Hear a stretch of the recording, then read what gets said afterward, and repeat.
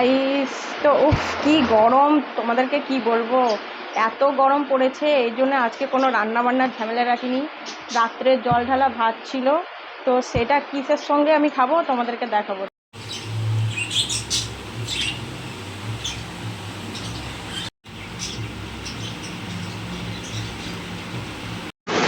Guys, দেখতে পাচ্ছ আমি পান্তার সঙ্গে কি কি খাবো পুরো।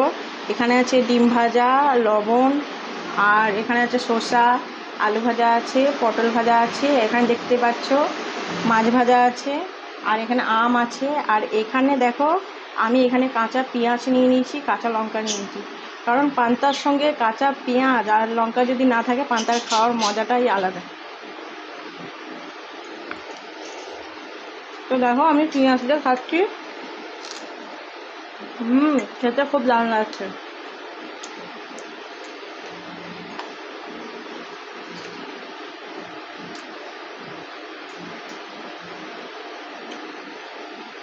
অসাধারণ অসাধারণ খাবার, এই গরমে খুবই দারুণ। মাছ ভাজার সঙ্গে খুবই ভালো লাগছে খেতে।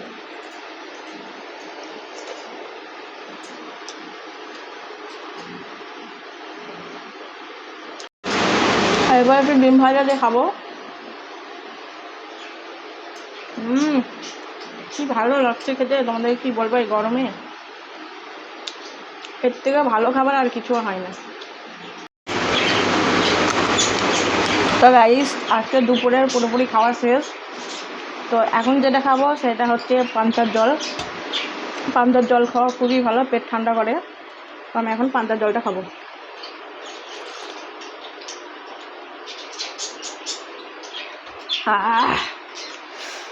আজকে মন ভরে গেল দুপুরের খাবার খেয়ে, কি বলবো।